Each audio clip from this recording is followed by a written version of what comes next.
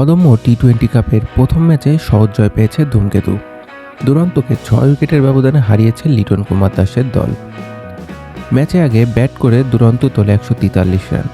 জবাবে ব্যাট করতে নেমে ধূমকেতু 23 বল ও 6 উইকেট হাতে রেখেই জয় তুলে নেয়। মিরপুর শেরেবাংলায় টসে জিতে আগে বোলিংয়ের সিদ্ধান্ত নেন লিটন দাস। দুরন্তর হয়ে সর্বোচ্চ 39 রান করে মাহফিজুল ইসলাম রবিন।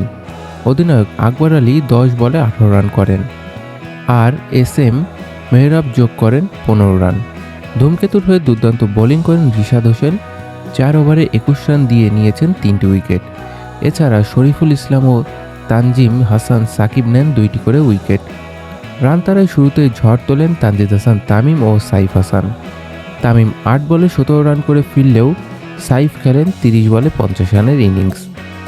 এরপর অধিনায়ক লিটন দাসের দায়িত্বশীল ব্যাটিংয়ে অপরাজিত থাকেন 43 বলে 65 রান করে এবং ধূমকেতুকে এনে দেন দারুণ জয়। অদম্য টি-20 কাপের তৃতীয় দিনে নিজেদের প্রথম ম্যাচে ধূমকেতুকে মাত্র 2 উইকেটের ব্যবধানে হারিয়েছে দুর্বার। নাজমুল হোসেন শান্তর দলের কাছে হেরে লিটন দাসের দল ফাইনালে ওঠা নিয়ে তৈরি হয়েছে শঙ্কা। দুর্বার ও দুরন্তর ম্যাচের পর জানা যাবে কোন দল ফাইনালে যাবে। ম্যাচে আগে ব্যাট করে ধূমকেতু নির্ধারিত 20 ওভারে 8 উইকেট হারিয়ে তোলে 156 রান। লিটন দাস 37 বলে 43 রান করেন এবং দলের সর্বোচ্চ স্কোরার ছিলেন।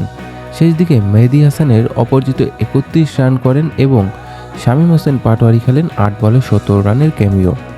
দুর্বারের হয়ে 2টি করে উইকেট নেন হাসান মাহমুদ ও তানভীর ইসলাম। জবাবে রান তারায় শুরুতে বিপাকে পড়ে দুর্বার। শান্ত দ্রুত আউট হন, জয় ও আফিফও ব্যর্থ হন, তবে একাই ম্যাচ ঘুরিয়ে দেন নুরুল হাসান সোহান।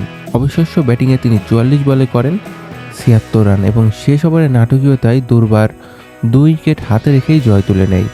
ধূমকেতুর হয়ে শেখ মেহেদী হাসান 4 ওভারে 11 রান দিয়ে নিয়েছেন 4টে উইকেট, তবুও শেষ রক্ষা হয়নি।